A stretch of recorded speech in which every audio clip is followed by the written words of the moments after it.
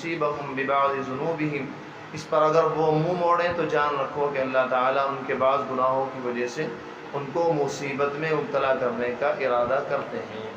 یعنی اگر بھی آپ پھر بھی آپ کی بات نہ مانیں، سمجھانے کے باوجود بھی عمل نہ کریں، تو اب ذہن میں یہ بات بٹھائیے کہ اللہ تعالیٰ شاید ان سے ان کے گناہوں کی وجہ سے بدلہ لینا چاہتے ہیں، ان کو عذاب میں مبتلا کرنا چاہتے ہیں۔ اصل بنیاد یہ کہ گناہوں کی وجہ سے آدمی پر اللہ تعالیٰ کی مصیبت آ جائے۔ اب ہر جگہ ایک عذاب اللہ تعالیٰ کا مسلط ہے، خاص طور پہ ایک طرف تو بیماریاں اتنی کہ آدمی پریشان نہیں ہوتا، گھر کا ایک فرد ٹھیک ہوتا ہے تو دوسرا بیمار، دوسرا ٹھیک ہوتا ہے تیسرا بیمار، اور گھر میں سب افراد صحیح ہوئے تو کاروبار بند، کاروبار ہلکا، کاروبار صحیح تو آصف آ گئے، اثرات آ گئے۔ اللہ تعالیٰ اپنے نافرمانوں کو جینے نہیں دیتا، آصف کچھ نہیں ہوتے، ہزاروں میں ایک معاملہ ہوتا ہے جادو کا صرف، ورنہ اللہ تعالیٰ خیالی طور پر ان کے اوپر اپنے نافرمانوں کے اوپر مسلط کر دیتے ہیں۔ اب انہیں کوئی شکل مسلسل نظر آتی ہے کہ مجھے کوئی چیز نظر آ رہی ہے، مجھے شیر نظر آ رہا ہے، مجھے چڑیل نظر آ رہی ہے، وہ ہوتا ہے کچھ نہیں، اصل میں اللہ تعالیٰ کا عذاب ہوتا ہے۔ اللہ تعالیٰ ایک خیالی صورت مسلسل ان پہ مسلط کر دیتے ہیں، ہر وقت وہ اسی پریشانی میں، اب مجھے یہ نظر آ رہا، اب مجھے برے خواب نظر آ رہے ہیں، اب مجھے چڑیل نظر آ رہی، اب مجھے دن میں یہ نظر آ رہا، رات کو یہ نظر آ رہا، تو یہ کچھ نہیں ہوتا، آصف کچھ نہیں ہوتے۔ تو جادو کا معاملہ اب کہاں، جادو کرنے والے نہ رہے، نہ اس طرح کا معاملہ ہے۔ پہلے ہوتے تھے جادو، ہزاروں میں کوئی ایک معاملہ آپ کو ملے گا، ورنہ اکثر تو معاملہ اللہ تعالیٰ کی نافرمانی کا ہوتا ہے۔ اب جاتے ہیں عامل کے پاس، چلو عامل کے پاس سیدھے، عاملوں کی دکانداری اسی وجہ سے چل رہی۔ اب آپ کو یہ تھوڑے کہیں گے کہ آپ پر کچھ نہیں ہے، آپ جیسے عامل کے پاس پہنچیں گے، وہ چاہے جتنا بڑا، چاہے مفتی ہو، مفتی اول تو صحیح معنی میں اگر مفتی ہوگا تو وہ کام ہی نہیں کرے گا، اگر حقیقی طور پر وہ مفتی ہوگا، اس نے علم حاصل کیا ہوگا تو وہ ان چکروں میں نہیں لگے گا۔ اللہ نے اس کو اس سے بڑی خدمت سپرد کر رکھی ہے کہ مخلوق کو خالق سے جوڑے۔ علماء کی ذمہ داری ہے، اگر علماء اللہ تعالیٰ کے احکام کو بیان کرنا چھوڑ دیں اور بجائے اس کے خدمت خلق میں لگ جائیں، ارے بھائی خدمت خلق کرنے والے بہت ہیں، بجائے اس کے یہاں کل حکمران پہ کھڑے ہو گئے، گرمی کا موسم ہے شربت پلا رہے، ارے بے وقوف، تجھے شربت پلانے کی کیا ضرورت تھی؟ تو لوگوں کو جنت کا شربت پلاتا، اس کا شربت پلانا گناہ ہے۔ اللہ نے تجھے صلاحیت دی تھی، علم دیا تھا، تقویٰ طہارت دیا تھا، تو اصل چیز تیرے لیے یہ تھی کہ تو لوگوں کو، مخلوق کو خالق سے جوڑتا اور لوگوں کو اللہ تعالیٰ کی جنت کا شربت پلانے کی کوشش کرتا۔ تو صحیح معنوں میں جو علماء ہوتے ہیں وہ تو اس کام میں لگتے ہیں، تعویذ گنڈوں کے۔ حضرت تھانوی رحمۃ اللہ علیہ نے اعمال قرآن لکھی ہے، وہ بھی اس وجہ سے لکھی تھی کہ جو لوگ عام سے ہیں، جنہیں کچھ توجہ نہیں ہوتی، یعنی عام سے علماء ان کا کچھ کام نہیں ہوتا، تعویذ گنڈوں کی طرف متوجہ ہوتے ہیں، انہیں کہا تھا بھائی جو لوگ بھاگنا چاہ رہے ہیں ایمان سے، پنڈتوں کے پاس جا رہے ہیں، فلاں کے پاس جا رہے ہیں، انہیں روکو، ان کا ایمان بچاؤ۔ اس لیے اعمال قرآن لکھتی تھی، ورنہ حضرت نہ خود کبھی تعویذ کے قائل ہوئے، نہ کبھی کسی کو شاید ایک زندگی میں ایک بار تعویذ دیا ہو، کبھی کسی کو تعویذ نہیں دیا۔ تو یہ سب گناہوں کے اثرات ہوتے ہیں، اللہ تعالیٰ خیالی طور پر مسلط فرما دیتے ہیں۔ چنانچہ زمانہ شاہ خود حضرت تقی محمد ثانی نے فرمایا، مجھ سے ایک صاحب نے کہا کہ مجھے ایسا محسوس ہوتا ہے کہ کوئی شیر ہے اور وہ میرے پیچھے لگا ہوا ہے۔ حضرت نے خود واقعہ لکھا، حضرت نے فرمایا کہ باقاعدہ اس نے مجھے کمر پہ سے کپڑا اٹھا کے دکھایا تو کمر پر شیر کے پنجے کے نشانات ہیں، کہنے لگا مسلسل میرے پیچھے لگا رہتا ہے شیر۔ اور میں دیکھیے اللہ تعالیٰ اپنے نافرمانوں کو کس طرح عذاب دیتے ہیں، ایک خیالی صورت اس کے پیچھے لگا اور وہ اسی میں رہتا ہے۔ اب یہ ساری اللہ تعالیٰ کی نافرمانی کا نتیجہ ہوتا ہے۔ اب یہاں تعویذ، یعنی سب باتیں ان کی عقلوں میں آئیں گی، تعویذ کے پیچھے جاؤ، مولوی صاحب کے پیچھے جاؤ، دعا کرواؤ، پانی پڑھواؤ، لیکن یہ بات عقل میں نہیں آئے گی کہ اللہ تعالیٰ کی نافرمانی کی وجہ سے ہمارے اوپر یہ مصیبتیں آ رہی ہیں۔ اللہ تعالیٰ کی نافرمانی ہم سے کہاں کہاں ہو رہی ہے، کس کس موقع پر ہو رہی ہے، کس کس محل میں ہو رہی ہے، یہاں بالکل عقل نہیں چلتی، بالکل ایک دم الٹی عقل چلے گی۔ تو اللہ تعالیٰ فرماتے ہیں وَكَذَلِكَ نُوَلِّي بَعْضَ الظَّالِمِينَ بَعْضًا، ہم بعض ظالموں کو بعضوں سے پٹواتے ہیں۔ ابھی سارے عامل جاہل تو ہوتے ہیں، ظالم ہوتے ہیں، ابھی عوام کو پیٹتے ہیں، ابھی بتا دیا تمہیں یہ ہے، تمہیں کالا ہے، تمہیں پیلا ہے، کچھ نہیں ہوتا، نہ کالا ہوتا نہ پیلا ہوتا، سب سفید ہوتا ہے، یہ کالا ہے یہ پیلا ہے، ایک کے پیچھے۔ تو اللہ تعالیٰ اسی طرح چھڑوا دیں۔ تو علماء حق جو ہوتے ہیں وہ ان چکروں میں نہیں لگتے، کیونکہ اللہ تعالیٰ کا فیصلہ ہے کہ ہم فاسقوں فاجروں کو، اللہ کے نافرمانوں کو ایک کے ذریعے ایک کو پٹواتے رہیں گے۔ تو علماء تو ان کو چھوڑ دیں ان کے حال پر، کہ ابھی کچھ بھی کرتے نہیں. صحیح طریقہ ان کو بتا دیا جائے. سب سے پہلا طریقہ، اول طریقہ یہ ہے کہ پہلے نمبر پر اللہ تعالیٰ کی تمام نافرمانیاں چھوڑ دی جائیں. اس کے بعد آپ کچھ بھی کیجئے، شاید اللہ تعالیٰ اس کو قبول کر لیں. شاید کے معنی یہ کہ اللہ تعالیٰ پر لازم تو ہے نہیں کہ آپ کوئی بھی دعا کریں اللہ تعالیٰ پر واجب ہے اس کو قبول کر لیں، وہ تو مصلحت کے اعتبار سے دیکھتے ہیں. تو سب سے اول طریقہ، سب سے اعلیٰ طریقہ یہ ہے کہ آدمی پہلے گناہوں سے توبہ کرے اور اپنی زندگی میں جتنے بھی گناہ ہیں ان کو ختم کرنے کی کوشش کرے، جب اللہ تعالیٰ کی مدد آتی ہے. چنانچہ اگر آپ نے کسی پرندے کے پیر میں 10 دھاگے باندھ رکھے ہیں، الگ الگ انگلیوں میں باندھ رکھے ہیں، 10 کی 10 انگلیوں میں، اب وہ اڑنا چاہے تو اڑ نہیں سکتا. آپ نے سوچا چلو بھائی ایک دھاگا اس کا کاٹ دو، اب ایک دھاگا کاٹا، پھر اڑنا چاہا تو پھر نہیں اڑا. اب اسی طرح اگر 9 بھی دھاگے کاٹ دیے تب بھی وہ اڑ نہیں سکتا جب تک وہ آخری دھاگا نہیں کٹے گا. اسی طرح ہمارے زندگی سے 50 گناہ ختم ہوئے. ہم چاہتے ہیں ہمیں سکون ملے، آرام ملے، اللہ تعالیٰ کی محبت نصیب ہو، قرب نصیب ہو، تو نہیں، ایسا نہیں ہو سکتا. لیکن کچھ نہ کچھ صلاحیت پیدا ہو گئی. جب تک ایک گناہ کی بھی زنجیر ہمارے قدموں میں رہے گی تو وہ زنجیر ہی ہے، ہم اللہ تعالیٰ تک نہیں پہنچ سکتے. اگر ہماری زندگی میں ایک گناہ باقی ہے تو ہم ایک قدم، ایک ہاتھ اللہ تعالیٰ سے دور ہیں. 2 گناہ باقی ہیں تو 2 قدم دور ہیں. تو اللہ تعالیٰ کا معاملہ یہ ہے کہ اپنے نافرمانوں کو تو اللہ تعالیٰ کا قرآن میں فیصلہ ہے کہ ہم بالکل چین سے اور سکون سے رہنے ہی نہیں دیں گے. تو پہلے نمبر پر سب سے پہلا وظیفہ یہ ہے کہ آدمی سب وظیفوں کو چھوڑ دے. اور آج کل تو وظیفے بتانے بھی نہ چاہیے، عوام کے ذہن سے بالکل نکل جاتا ہے. سارے علماء مشائخ یہی تو کر رہے ہیں، وظیفہ بتا رہے ہیں. کبھی کسی کے دل میں یہ بات پیدا ہوئی کہ میں اس آدمی کو یہ بتا دوں کہ داڑھی رکھنا کتنا ضروری ہے، ٹخنے کھولنا کتنا ضروری ہے، غیبتیں چھوڑنا کتنا ضروری، وظیفہ بتا دیں گے. پڑھو آیت کریمہ، پڑھو 1000 دفعہ لا الہ الا انت سبحانک انی کنت من الظالمین، پڑھو 100 مرتبہ حسبنا اللہ ونعم الوکیل. اب اس کا ذہن کیا بنتا ہے کہ گناہ چھوڑنا کوئی ضروری نہیں. بس پیر صاحب نے یا فلاں عالم نے، فلاں مفتی نے وظیفہ بتا دیا، اب وہ رات دن وظیفہ پڑھتے رہے تھے. اب اس وظیفے پر جو اعمال ان کے ذہن میں تھے کہ اعمال مرتب ہونے چاہیے، یہ برکتیں ملنی چاہیے، یہ ثمرات ملنے چاہیے، جب وہ اعمال مرتب نہیں ہوتے، برکتیں ملتی نہیں، تو بجائے اس کے کہ اللہ تعالیٰ سے حسن ظن رکھیں اور بدظن ہو جاتے ہیں.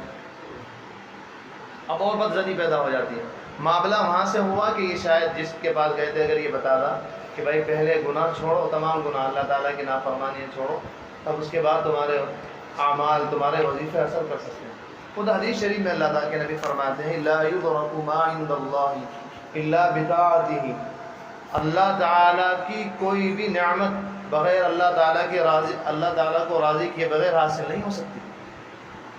تو عام وہی ہمارے فرمایا کرتے ہیں مولانا مفتی رشید احمد صاحب لوگ، دھیان بھی بے دینوں کی، بے دین میں تو اول تو عقل ہوتی ہی نہیں، جو اللہ تعالیٰ کے نافرمان ہوتے ہیں عقلیں مسخ ہو جاتی ہیں، الٹی ہو جاتی ہیں، پاگل دیوانے ہو جاتے ہیں. ان جاہلوں کو، احمقوں کو، نالائقوں کو اتنا پتہ نہیں کہ جس ذات سے ہمیں کوئی چیز لینی ہے اس کو ہم راضی کریں گے یا نہیں، تبھی تو وہ چیز ہمیں ملے گی. دنیا کے معاملے میں تو ہم لوگ اتنا ہوشیار ہیں، جس سے قرض لیتے ہیں 50 دفعہ تو اس کو فون کرتے ہیں، 10 دفعہ اس کے پاس جاتے ہیں، لالا پوچھی کرتے ہیں، آپ کا بہت شکریہ ہوگا، آپ کا بہت بڑا احسان ہوگا. جب جا کے وہ راضی ہوتا ہے تو اس سے قرض ملتا ہے. اور اللہ تعالیٰ کے معاملے میں ہمارا معاملہ یہ ہے کہ دعائیں کرتے رہیں گے لیکن اللہ تعالیٰ کی نافرمانی نہیں چھوڑیں گے. داڑھی مڑ رہی ہے تو داڑھی مڑ رہی ہے، ٹخنے ڈھکے ہوئے ہیں تو ٹخنے ڈھکے ہوئے ہیں، فجر کی نماز چھوٹ رہی ہے یا کوئی سی بھی نماز چھوٹ رہی ہے تو مسلسل چھوٹ رہی ہے، غیبتیں چل رہی. بھائی تیری بات کیوں عقل میں نہیں آتی؟ معلوم ہوا کہ اللہ نے ان کی عقلیں مار دی، ان کی عقلیں مسخ ہو گئی. اگر ذرا سی بھی عقل ہوتی تو ان لوگوں کو یہ تو جس آدمی پر عقل، جس آدمی کے پاس عقل کا 1000واں بھی حصہ ہو وہ بھی آدمی سمجھ سکتا ہے کہ جس آدمی سے مجھے کوئی کام نکلوانا ہے اس کو بغیر راضی کیے ہوئے میں وہ کام نکلوا نہیں سکتا. تو ہمارا معاملہ اللہ تعالیٰ کے یہاں اس طرح کیوں ہے کہ اللہ تعالیٰ کی نافرمانی بھی کرتے رہیں اور سوچیں کہ ہم اپنا معاملہ حل بھی کروا لیں؟ بھائی سمجھ گئے آپ حضرات؟ اگر عقل کا 100واں حصہ، حضرت تو فرمایا کرتے ہیں 1000واں حصہ بھی ہوگا تو آدمی خود بخود غور کر لے گا. لیکن یہاں معاملہ نافرمانی بھی کرتے رہو، اللہ تعالیٰ کو راضی بھی کرتے رہو. اب ادھر غضب کا ٹرک آ گیا، ہمیں فرمایا کرتے ہیں ادھر غضب کا ٹرک آیا، ادھر رحمت کا ٹرک آیا. وظیفہ پڑھا تو رحمت کا ٹرک آیا، اس کے بعد گناہ کرا تو غضب کا ٹرک آیا. دونوں ٹرک آمنے سامنے، ایک دوسرے کو لائن دینے دیں، یہ بھی ادھر کھڑا یہ بھی ادھر کھڑا، تو رحمت کیسے اللہ تعالیٰ کی ہماری طرف متوجہ ہو؟ تو اس کے لیے ضروری ہے، یہ چیز ضروری ہے بھائی، ہم گناہوں کو سب سے پہلے چھوڑیں. اللہ تعالیٰ مجھے بھی آپ کو بھی ان باتوں پر عمل کرنے کی توفیق عطا فرمائے۔ جلال الدین رومی رحمۃ اللہ علیہ فرماتے ہیں یہ سب جو ہم گناہ کر رہے ہیں نا علیہ باللہ، ٹی وی دیکھنا، فلمیں دیکھنا، موبائل پر بد نظریہ کرنا، لڑکیوں سے باتیں کرنا، غیبتیں کرنا، فرمایا صرف ایک چیز ہے، ای فساد گندمس، یہ صرف اللہ تعالیٰ جو تمہیں روٹی دے رہا ہے نا اس کا فساد ہے۔ 2 دن اللہ تعالیٰ روٹی دینا بند کر دیں تو یہ فساد سارا 2 دن میں ختم ہو جائے گا، سارا نشہ 2 دن میں اتار دیں گے اللہ جل جلالہ۔ ای فساد ہے گندمس، کہ تمہاری خباثت طبیعت، خبیث طبیعت بتا رہی ہے کہ یہ سب گندم کا فساد ہے۔ اللہ تعالیٰ جو تمہیں کھانے کے لیے چاول دے رہے ہیں، روٹی دے رہے ہیں، اس کی وجہ سے تم فساد کر رہے ہو، اس کی وجہ سے لڑکیوں سے باتیں کر رہے ہو، موبائل پر گندی تصویریں دیکھ رہے ہو، فلمیں دیکھ رہے ہو، غیبتیں دیکھ رہے ہو۔ 2 دن اللہ تعالیٰ کھانا پینا بند کر دیں تو ہم دیکھیں کون آدمی کس سے تعلق رکھتا ہے نہیں یہ گندم کا فساد۔ اللہ تعالیٰ جو ہمیں کھانا پینا دے رہے ہیں اس کا فساد ہے، یہ فساد ہے گندمس۔ علامہ سعدی رحمۃ اللہ علیہ فرماتے ہیں کہ دمشق میں بہت زبردست قحط پڑا، بہت قحط کہتے مطلب غلہ بند، بارشیں بند، اناج اگنا بند، کہنے لگا کہ پورا دمشق میں بہت برا حال۔ تو ایک عاشق سے کسی نے کہا، اللہ تعالیٰ اس طرح کے واقعات دکھاتے ہیں تاکہ عبرت حاصل ہو۔ ایک عاشق سے کسی نے کہا، معلوم ہوگا اس کے بارے میں کہ یہ فلاں کا عاشق ہے، کہنے لگا بتاؤ تمہارے لیے روٹی لے کے آؤں یا عاشق معشوق لاؤں جس سے محبت ہے؟ کہنے لگا معشوق کے مارو جھاڑو، کھانے کے لیے 1 روٹی دے دو بس، یہ کافی ہے میرے۔ بھول گیا 2 دن میں اللہ تعالیٰ اگر چاہیں 2 دن میں ہمارا نشہ اتار سکتے ہیں اپنی نافرمانیوں کا۔ ناک کے ذریعے لوہے کے چنے چبوا سکتے ہیں، دانتوں کے ذریعے نہیں، دانتوں کے ذریعے تو بہت مشکل ہوتا ہے لوہے کے چنے چبوانا۔ اللہ اگر تعالیٰ چاہیں تو ناکوں کے ذریعے لوہے کے چنے چبوا سکتے ہیں۔ اپنے کو جھنجھوڑا کریں، ہماری طبیعت اتنی خبیث ہے جب تک ہم اس کو جھنجھوڑیں گے نہیں چلے گی نہیں، اسے کہا کریں۔ اگر اللہ تعالیٰ 2 دن کے لیے کھانا پینا بند کر دیں تو بھائی کیا ہوگا؟ پھر تم کس طرح بد نظری کر سکو گے؟ یہ نظریں اٹھیں گی بھی نہیں۔ سب فساد گندمی، فساد گندمس۔ چنانچہ حضرت ابن عباس رضی اللہ تعالیٰ عنہ فرماتے ہیں کہ آپ صلی اللہ علیہ وسلم نے فرمایا، آج کا معاملہ اکثر یہ معاملہ پیش آ رہا، حدیث شریف میں صاف طور پہ واضح طور پہ فرمایا گیا ہے، ہم میں سے اکثر لوگ پریشان ہیں، اکثر لوگ شاید جتنے ہم یہاں بیٹھے ہیں یا پورا سہارنپور ہوگا، پورے سہارنپور میں اگر آپ سروے کر کے دیکھیں اور معلومات کر کے دیکھیں تو شاید آپ کو کوئی ایک سکون سے ملے، کوئی نہ کوئی پریشانی رہے گی، مجھے فلاں پریشانی، مجھے فلاں پریشانی، مجھے فلاں پریشانی، ہر آدمی آپ کو پریشان ملے گا۔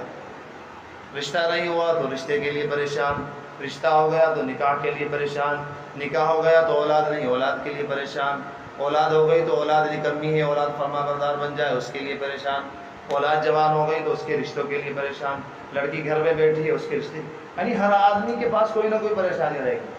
کوئی آدمی شاید آپ کو ایک سکون سے ملے گا، سکون سے تو ملے گا جو آدمی 100% اللہ تعالیٰ کی فرما برداری کرتا ہے۔ ایسا ہو نہیں سکتا، یہ آپ ذہنوں میں بٹھا لیجئے، بالکل اس کو لکھ لیجئے، جو آدمی 100%، میں یہ نہیں کہہ رہا 99%، اپنے لیے کہہ رہا ہوں، جو آدمی 100% اللہ تعالیٰ کی فرما برداری کرتا ہے، اللہ تعالیٰ اس کو پریشان کر نہیں سکتے، اور اگر پریشانی آئے گی تو صرف آزمائش کے لیے، اور اندر سے آدمی کا دل پرسکون رہے گا، وہ پریشان ہو ہی نہیں سکتا۔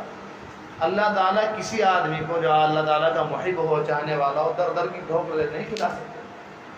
چنانچہ اس کی مثال ہمارے اندر خوب عجیب دی ہے، کہنے لگے کہ گھوڑے ہوتے ہیں 2 طرح کے، ایک گھوڑا ہوتا ہے ریس کا اور ایک گھوڑا ہوتا ہے ویسی جو گھوڑے ہوتے ہیں بیل گاڑی میں ہی بنتے ہیں، بہت سستے مل جاتے ہیں، 10,000 کے، 15,000 کے، خچر اس طرح کے، 20,000 کے۔ لیکن جو ریس کے گھوڑے ہوتے ہیں، حضرت نے فرمایا کہ وہ کروڑوں میں بکتے ہیں۔ اگر کوئی آدمی دوسرے سے کہے کہ بھائی اپنا ریس کا گھوڑا مجھے دے دو، میں اپنے خچر گاڑی میں، گدھے گاڑی میں باندھنا چاہتا ہوں، تو کیا کہے گا؟ پاگل آدمی ہوتا ہے، کہ میرا ریس کا گھوڑا ہے بھائی، دوڑنے والا گھوڑا ہے، میں اس کو کیسے دے دوں؟ تو جب دنیاوی لوگ ریس کے گھوڑے کو خچر گاڑی میں باندھنا اور بندھنا پسند نہیں کرتے، تو اللہ تعالیٰ اپنے محبوب لوگوں کو، اپنے دوستوں کو کس طرح دنیا کی خچر گاڑی میں باندھ دیں گے؟ کس طرح برداشت کر لیں گے کہ دنیا کے دھکے کھاتے پھریں، لوگوں کے دروازوں پر جاتے رہیں، پریشان رہیں؟ نہیں، اللہ تعالیٰ بالکل کسی کو پریشان نہیں کرتے۔ جو کچھ پریشانیاں ہیں سب ہمارے اعمال کی وجہ سے،